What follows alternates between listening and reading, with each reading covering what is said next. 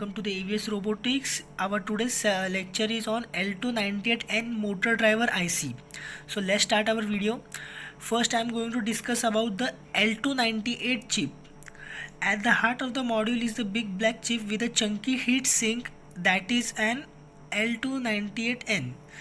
The L298N is a dual channel edge bridge motor driver capable of driving a pair of DC motors. That means it can individually drive up two motors, making it ideal for building the two-wheel robot platform. Next is output pins. The L298N motor driver's output channels for motor A and B are broken out to the edge of the module with the two 3.5 mm pitch screw terminals. This is for motor A connection and this is for motor B connection. We will discuss about the three pins of power supply. The first is VCC.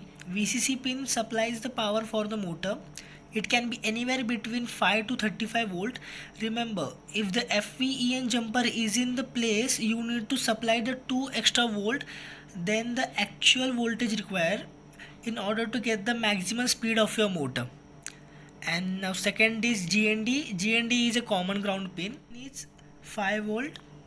The 5 volt pin supplies the power for switching the logic circuitry inside the L298N IC. If 5VEN, this one, if 5VEN jumper is in place, this pin acts as an output and can be used to power up your Arduino.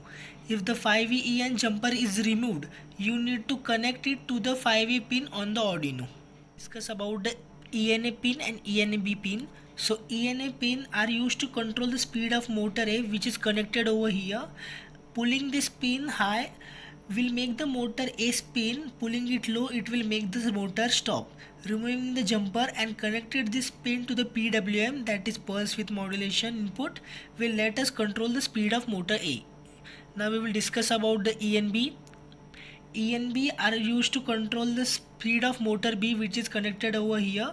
Pulling this pin again high will make the motor B spin. Pulling it low, it will make the motor stop.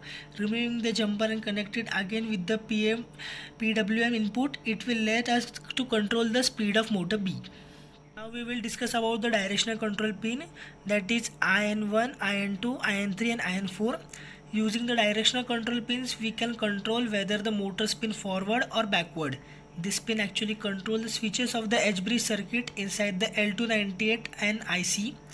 The module has two direction control pins for each channel. The IN1 and IN2 pins control the spinning direction of the motor, while IN3 and IN4 control the motor B. The spinning direction of motor can be controlled by applying either a logic high or logic low to these inputs.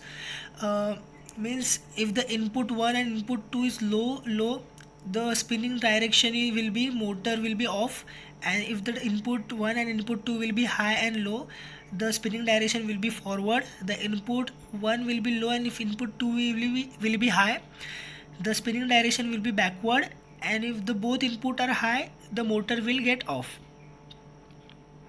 Let's talk about the voltage drop of L298N.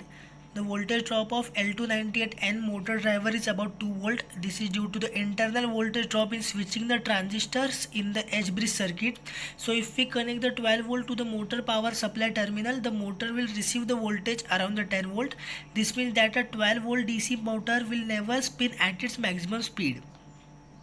Before ending the video, I want to tell that edge bridge is for controlling the rotation direction, and PWM, that is pulse width modulation, is for controlling the speed. So we have completed today's tutorial. Please like the channel, subscribe the channel, and if you are having any doubt regarding the lectures, please add in the comment box. Thank you.